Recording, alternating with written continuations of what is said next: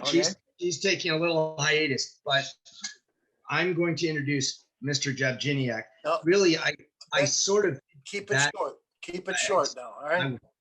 I did that at the very beginning. So really, we know Bill, but I think, Val, you have to realize that Bill is not from New Hampshire. Bill is from Northeast Pennsylvania. Right. Am I right? That's correct.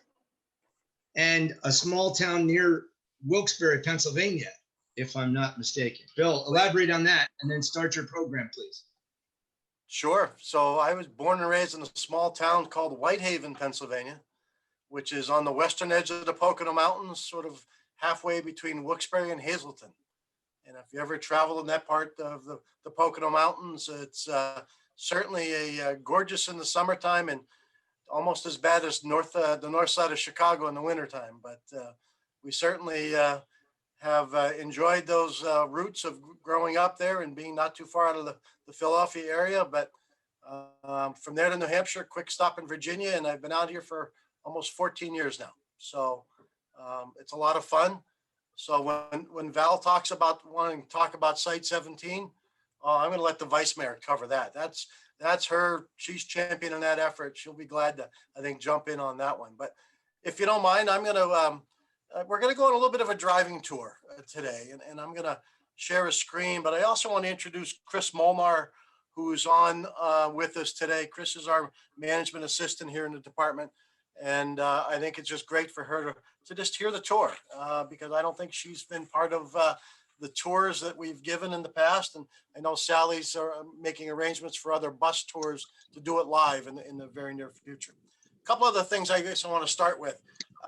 So here at City Hall, staff is back. City Hall is still closed to the public, but we are open for. Want to listen to this? And are able to really entertain clients on an appointment basis, but walk-up type of activities probably is still a few months away. But there's two facts. Today, we have over 10 million square feet of industrial development that is currently in planning or under construction. That's come a long way in a very short period of time. So when you think about that, that's not including the build to suit. So something built specifically for a variety of clients. And while our census is not quite announced yet, I think we were at 518,000. That number is expected to probably go up by almost 10,000 people. So a couple of big growth numbers there for you. So let's see, screen number 2, and we're going to share that. And tell me if we can see that. All right. Okay, so we have 5 employment areas I always talk about. So we're going to start our driving tour up here in the northwest corner, sorry, and do the roundabout and end up in downtown.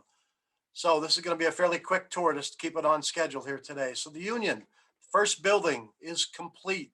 That's this one here. They're doing some site and putting some parking in and some landscaping. First tenant is ready for getting their tenant fit up complete, but we're anxious. That building's 240,000 square feet, about 60,000 feet per floor. You see the garage here to the back end of this. The next project I want to just talk about is victim of our own success. This is Waypoint. So think about Alma School and Bass Pro Drive. Here's Alma School, Bass Pro Drive. Here's the canal. These 4 buildings are existing. We've now come in with another building through the developer and a parking structure to accommodate things. They were at 90+% occupancy as the pandemic hit, and now have entitled the 5th building in here. So that's a good sign for us. Let's jump on the 202 and go for a quick tour. We're going to go up on the corner of Thomas and Val Vista. So Val Vista and the 202 right here, if you can see on the inset. It's a long skinny piece that's sitting there for a long time. I think it has a Kitchell trailer on it. Kitchell's finally proposed about 108,000 square foot industrial building sitting in that corner, leaving this side open for future uses. So that'll be interesting to see what happens at this intersection. A lot of activity, both to the southwest and southeast corners, development off to the north side here as well. So a lot of you probably drive by this. Let's go on back on the 202 and get off at Greenfield and turn right. And at the southeast corner, you have this building, and this is a fairly current picture. You can see the insert has what it's going to look like, but there's actually two buildings underway here. One's about 72,000, the other one's about 87,000 square feet, industrial speculative development. And we have a saying in the business: you need product to win projects. So it's something that the more we see industrial spec, the better chance we have of landing good quality employers. I just looked at our numbers for the fiscal year. Our average salary right now today is, for the jobs that we've been able to attract, is about $66,000. That is substantially above where it has been for the last few years. So that's a good sign. Let's continue down Greenfield a little bit, down towards the corner of McDowell. This big building is up, and as you see, this is on the Boeing campus. They have 155,000 one-story building that they'll use for fabrication purposes. Great to see Boeing here expanding, continuing to grow, and really, I think they found the business environment very attractive. Further down Greenfield, if you haven't been by these, you should take a tour. It's great to see these hangars on Falcon Field. There's, I think about 350,000 square feet, if I remember correctly, being developed in a variety of sizes and shapes and price points. A lot of this is already available as the construction continues on other parts, but it's great to see that development on Falcon Field itself. Let's jump to the south of Falcon Field, sort of along 48th Street. So I'm south of McKellips now. I always liked the shape of this building when it was going up. This is BMO USA. BMO does freestanding or free clear span roof structures. So you can see when they fabricate these things, pieces of steel that come out of here. I always thought this was going to be a hangar and thought they missed the airport by a half a mile or so. Let's jump over, and most of you, I think, have seen, we're going to drive back up Higley at the corner of Longbow Parkway. The big building that sat there is now an Amazon distribution, last mile distribution center. I think you'll see that pick up in activity. They're active now, but Amazon is very active in our market in general. While this is in Northeast Mesa, watch for them to locate in other parts of our city going forward. And then right down the street, if anybody was at the Chamber Golf Tournament the other day, you saw this hotel. Looks like it's getting near completion. I will tell you, it's close. It'll be sometime this summer that they'll be ready to open. They'll get the shakeout tour and be ready for the fall. But again, if you ever played 18, I saw Kevin Brockling put his second shot right up there on the green the other day on the second one. So there's the hotel sitting off to it. There is plans for a second property adjacent to it. This is a home 2 suites. Let's get on the 202 and go for a ride all the way down to the southeast corner, and we're going to get off at Elliott Road. And let's talk about east of Elliott. Here's the 202. This is Elliott Road. And this map, I will tell you, and I apologize because it's been 30 days since we updated it, and there's a lot of changes in the last 30 days. Trammell Crow's come in here and proposed 4 additional buildings here. The hospital is getting ready to start a medical office building, which is fantastic to see, to complement the Dignity Health property that's here.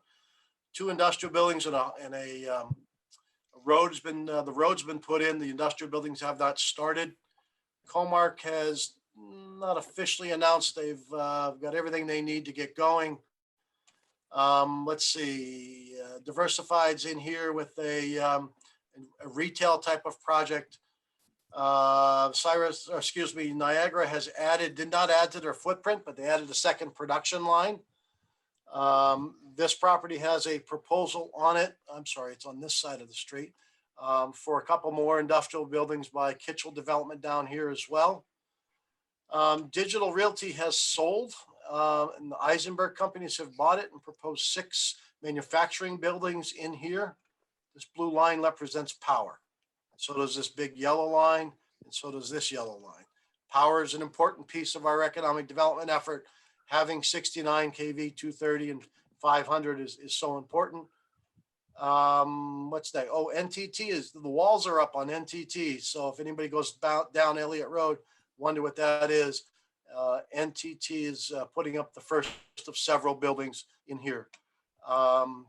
Able Grids secured that property, hasn't done anything. They do battery storage. So they need to pull power off of here. They will actually be building battery and alternative, think of alternative energy as we keep going here a little bit. Signal Butte Water Treatment Plant, we just opened that 2 years ago. We're going to be doubling that from 24 million gallons a day to 48. That process has already started. LKY Development has sold. I don't even have the site plan into here. They've proposed 3 industrial buildings, retail, and a gas station out here along this front edge. This is the Apple facility. This property is under agreement to a non-disclosed user that everybody will recognize. Project Hurdle needs to be taken down. Is that on over the weekend or Friday of last week? Died a quick death, fell out of escrow. It did not receive their funding. Project Javelina is well, not underway, but getting their final approvals and are anxious to get going. And Project Huckleberry is actually 396 acres now as they cut the corner here a little bit and look for that to keep going forward. But again, we deal with a lot in the non-disclosure category. Let's jump to the west side of the 202 if I can. So here's 202 and Elliott Road, landing at Elliott. If anybody's wondered what that big blue fence around that property is, that's 1.1 million square feet of industrial spec. Now, again, product wins projects. I could tell you at 400,000 plus, 600,000 plus, those 2 buildings are going to get a lot of look by manufacturers, which is a big plus for us as well. Let's see, Edge Connects isn't doing a whole lot. This project was just in with a proposed mix of uses, industrial and some residential. We'll see how that shakes out. These are smaller buildings being proposed, but they are industrial for sale.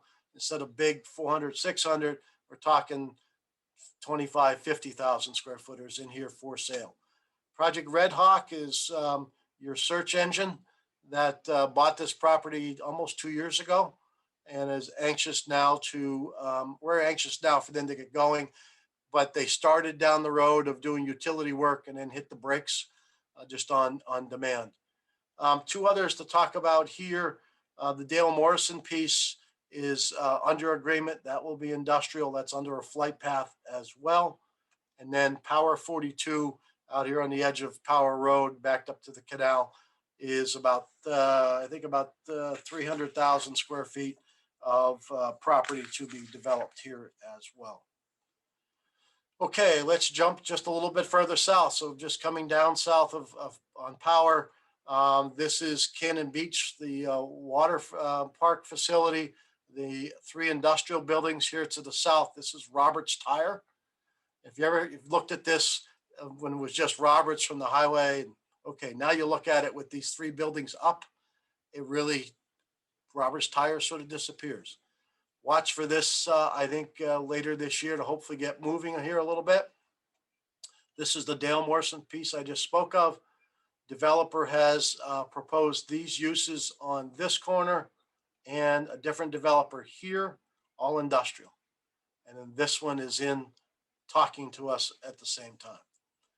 That's a lot. There is no road. If you come down Sawsum into Warner, it stops right here. So having to come down, and the city's planning through a bond that everybody just approved last fall to bring the road up under the highway, under the 202 and connecting up here. But design doesn't even start till next year. These boys are chomping at the bit to go a little bit quicker.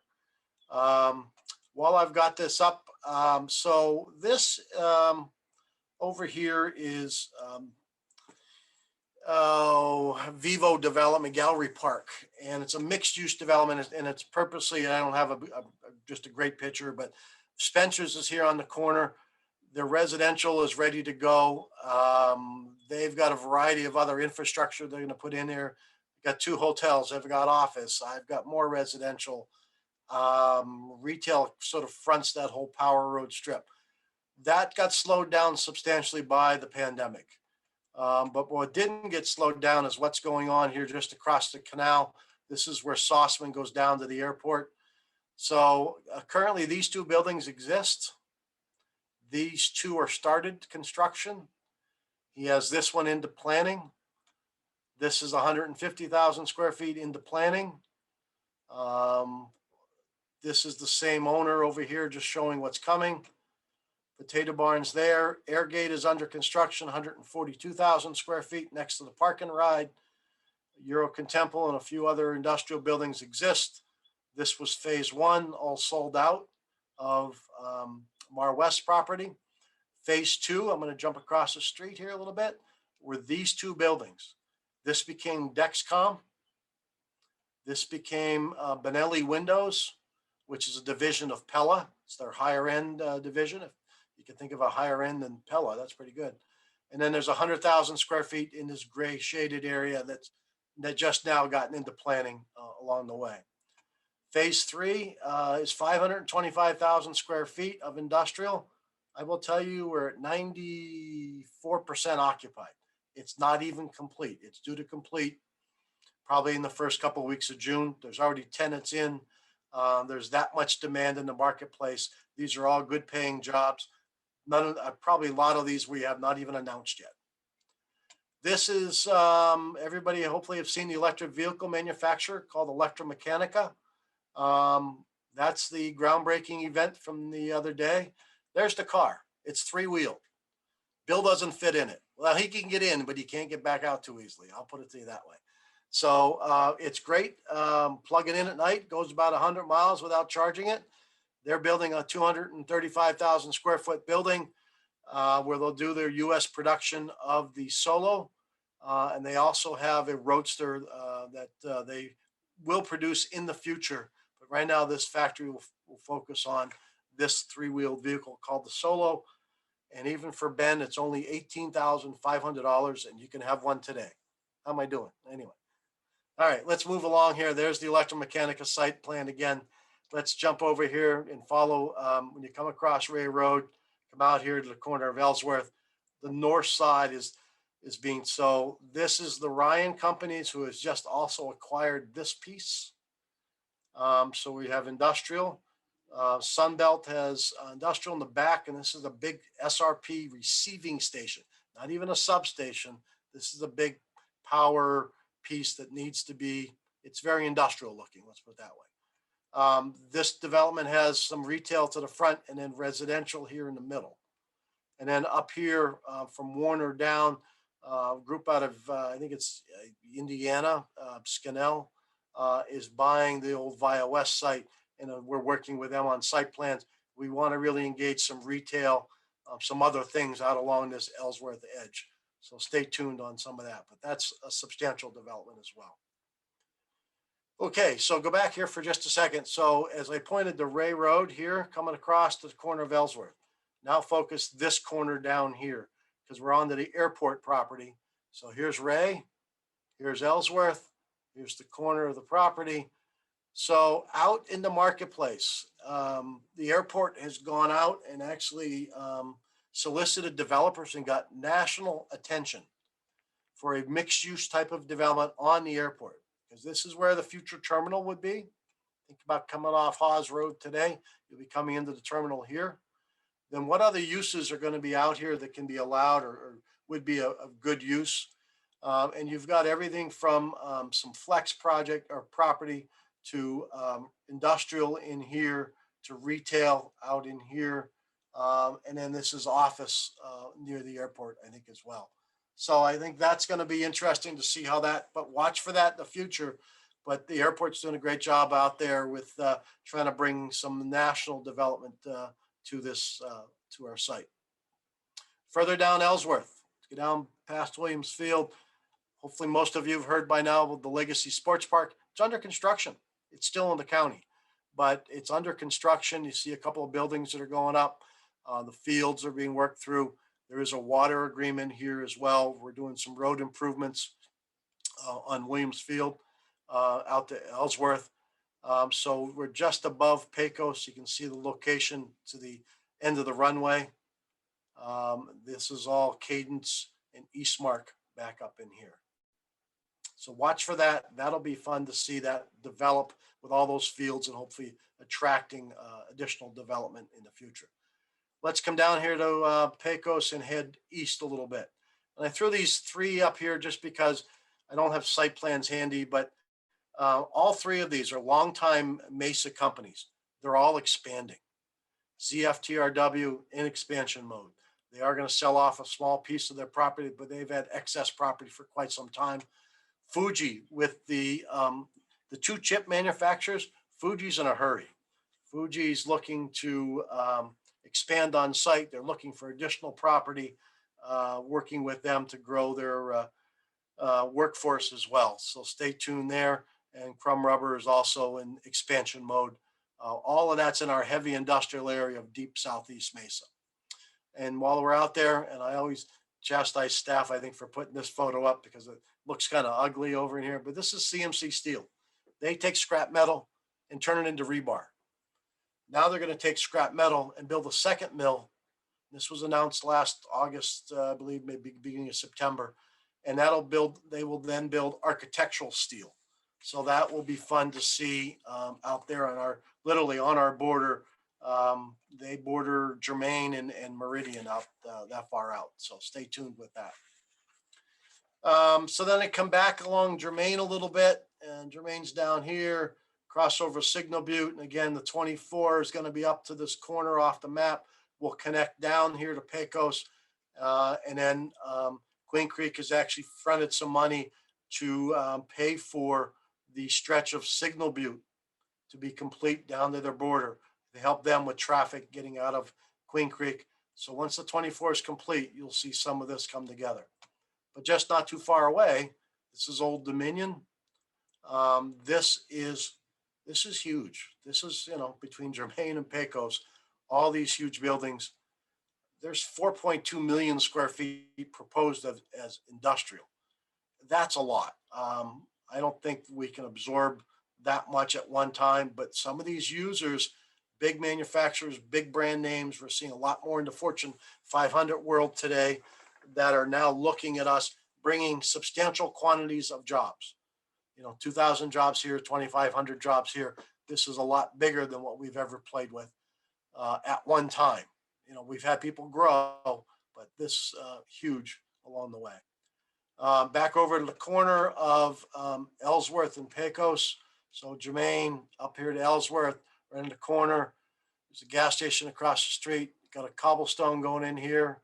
Duncan's going to go in here in case anybody's interested.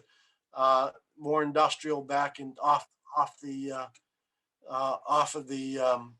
main thoroughfare. So let's go back to Ellsworth and go further west. See off of Ellsworth, go a little west. So this is Pecos 10. Again, some more of the smaller properties that can be for sale. I think some of the smaller users would be looking for this type of product as well. You can see the variety of buildings and sizes we have in here on this one. So now I'm getting to be under the airport a little bit. So the next one's right over here a little bit further. So this is KT Fabrication. They bought this site a long time ago. They build windows. A lot of the metal windows you see in these industrial office buildings, they build them. They're moving here and have plans for a good sized building on this site here. And then just to the other side of that, brand new, it just recently came in along 80th Street in Pecos. Again, you see 10 more buildings. They're smaller in size again. Down here, they're trying to, on the south side of Pecos, smaller in nature, a little more flexible in types of uses. But those 10 buildings will add up in size and square footage. This is the north of the northeast corner of Pecos and Sossaman. This is about 2 million square feet. This is early. I don't think this is going to end up the way it is. The market's so hot, he's actually talking about selling it already. So stay tuned here. But literally this border up here is the airport. Let's jump across the corner here. So now I'm in the southwest corner. You've got 3 buildings proposed on the southwest corner of Pecos and Sossaman. And then I'm going to get back on the 60, take a drink of water, go for a ride. We're going to get off the 60 at Mesa Drive. So now we're in Mr. Kavanaugh's old district. Phase 1 went extremely well. They jumped to phase 2. They filled that up quickly. The second building, I will tell you, is spoken for. The lease is signed. They have not announced. That is 450 to 500 new good paying jobs with another Fortune 500 brand that took this whole space. Great to win that one. I'm now anxious to get it on the street. So they have started construction on these 4, and then this is the 5th building here as well. So again, demand today is bigger sizes, and that'll attract your bigger floor plates, higher ceilings will attract your better users. Let's jump over to Fiesta Mall.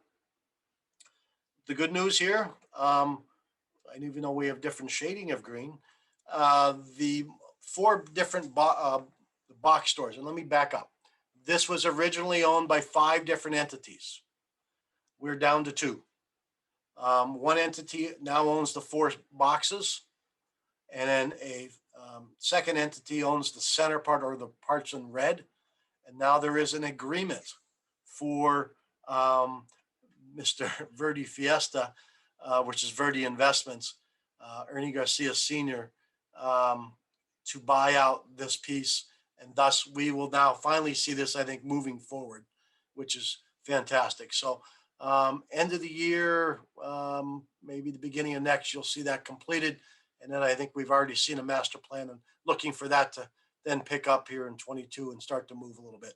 A lot of interest in this site for a variety of true mixed use, vertically integrated type of development. Let's go just to the north of that. Good to see construction activity here at the this used to be the Grace property. They've sold Alma School in Southern, 220 units of residential. The first retail has come in, which is here. So stay tuned for what that's going to be. 3 more retail pads as a front, but it's nice to clean up a severely blighted corner along the way. Banner under expansion, 150,000 square foot addition to the Women's Tower. You can see the cranes up, and they're jumped in full steam ahead and ready to keep that moving along. Lot of, I think, good paying jobs. I don't have a quantity yet, but I think that'll be 168 new beds. Jump up Dobson on your driving tour. Mekong Plaza is going to expand. So they're basically going to add an L-shaped here where it sits back in here. You're now going to turn the L and come out to Dobson, which is a welcome growth to the Asian district for us as well. Just off of that is the Sycamore Landings, the housing development that you see here. Sort of like that, they were in early, talked to us about a variety of uses, and I think they've done a nice job of working with our planning staff and other folks to create Sycamore Landings. That is, I forget how, that's about 5 or 6 stories now. So good size, good property, good use for that. All right, Vice Mayor, this is where you get to save me a little bit and save my voice. If you want to jump in anywhere, go ahead and unmute. But this is downtown Mesa, and you're able to see this is the first one on view from Pepper Street, Echo Mesa. So this is, I think, a very unique high-end apartment for downtown. Rooftop solar, capturing gray water, charging stations, car sharing. So look for that to get into the permitting process as we go forward. And again, parking will be accommodated here. They're going to go vertical. This is 2nd Ave and McDonald. Let's see here what they're looking for from residential. Let's see locations, Lenhart's and Spencer's, and this is tucked in behind here a little bit as well. Here's a current shot of this is one you can watch construction live at ASU as we go to head down the last couple of slides here. But this is as of, I think, yesterday. And it's great to see progress moving along really well now. Wait till you start to see the park develop next to it. I think that'll be a big plus for us as well. This is the Opus development on the old Brown and Brown site. Expecting them to break ground here anytime here in the next probably 30 to 60 days. I think is the last time Brett said something to me along the way. Vice Mayor, you want to add anything about downtown before I wrap up? No, sorry, I had to miss just a few minutes to take care of something. But I saw something in the chat about, the 1 to 3, the new developments and how do we compare to Chandler and Gilbert? Well, no comparison at all. We're far superior, of course. And so, no, we have a lot going on overall in Mesa, and especially in downtown. I think this next year, there are so many new private developments and public developments the city is doing. It'll be night and day within development for the next, by a year from now, and by the end of 22, it'd be tremendous. And then looking out from the years from that, it's just going to catapult like crazy. So you can say you knew downtown Mesa when. There you go. If you haven't been down in a while, you should take the time to come down. It's fun to see people out and about. So good stuff. Thank you, Vice Mayor. Just to wrap up, this is not everything. If you want to try to keep track of things, you can go to mesaaz.gov, go to the government click, and go down here to maps. See down here. Go to development sites. And then you'll be able to go into what's in planning, what's in zoning, what's approved, what's under construction. Hey, I'm just nosy about what's going on here. And you can click on it and go from there. One final note as I wrap up here. Our building official today indicated we have over 700 permits in the system. Now think about that, 700 building permits. A month ago was just right around 400. On average is somewhere between 2 and 3. The staff is burning the midnight oil in a lot of cases and doing a great job. But it's things are busy and that's not a bad thing. So lots of good stuff to come in the future. So with that, I'll stop and be glad to answer any questions. I didn't leave much time, but.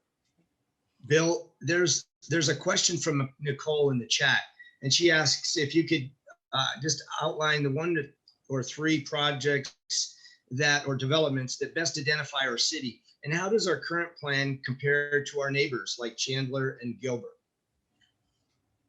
It's hard to pick just 1 or 2 or 3. Mesa is very unique based on its, if you're in West Mesa, it's completely different than things in Southeast Mesa or Northeast Mesa. So it's going to be hard to pick just 1, 2, or 3 different ones that set us apart. But, we've looked hard at our tech corridor. We've looked at redeveloping and how does, the mayor and the council member made it clear, Fiesta Mall's a priority for both of them.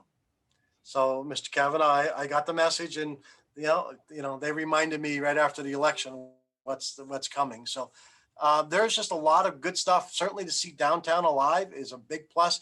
Your downtown's the heart of the whole city. So as you see activity there, I think that's a big plus for us as well. And this is not inclusive of everything. Believe me, there's more out there, and it'll change within the next couple of weeks too. Are there some other questions? Bill has agreed to stay for a few minutes after we conclude the meeting for anyone that might have additional questions. But there's another moment for one more question before we conclude. Anyone? Bill. Put my question in the chat box. Okay. So Lori Marsh just asked if, with regard to the development in Mesa, she works off Signal Butte, and she's just wondering, there's quite a bit of dust that's been kicked up with the extensive construction, 24 in East Mark area. So what does the city plan to do, or what do they do to encourage enforcement of mitigation of extra dust during this construction phase, especially considering the risks of valley fever? So the city has a full inspection crowd, and Maricopa County's got dust standards, and our inspection crowd, matter of fact, we were down breaking ground with the mayor and the council member on the Elliott 202 project, and boom, a city inspector showed up looking about dust control. So they're out there. That's a state project, so there's a little different oversight, but they have to be a lot more diligent and just keep going through tanks of water to keep dust down. But as the wind has picked up, especially this week, I imagine dust this week has been unbearable. So that's tough, but they are supposed to be doing a lot to keep it damp and keeping dust down. And the other comment I saw on the Alice Cooper's Solid Rock Teach Center, I got to comment that, we've been, Alice has talked about this with his foundation for years. We've held a variety of fundraisers. Thank you to Andy and the school district for being able to partner with them and pull that together. We just attended an event here, I guess it was last month now, that, I think was fantastic, and they raised a substantial amount of money. And they actually raised more money here in Mesa than they do at Christmas pudding for the Alice Cooper event. But this was up in Northeast Mesa at Lucenda's. So there's the great cause for a lot of that. So that's good stuff.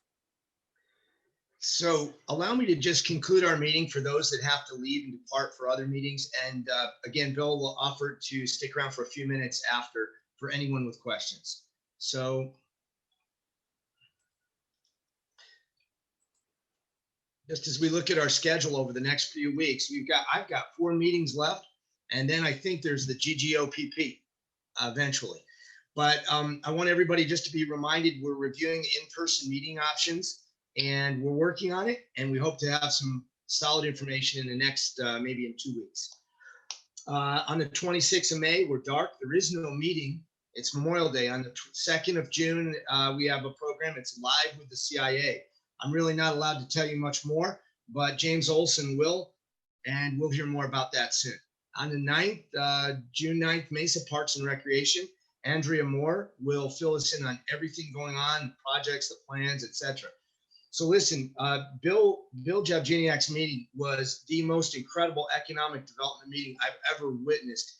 And it was a great tour. I heard him say there are 700 permits in queue right now. I mean, this is incredible what's going on here. And you're doing a phenomenal job, and your team as well. So I'm going to say thank you for providing us with a great meeting. Yeah, we're off to a great start today, and I hope from this point, everyone goes out and makes it outstanding. Have a great day. Stick around if you have any more comment on it. Thank you. Thanks, Ben. Thank you, Bill.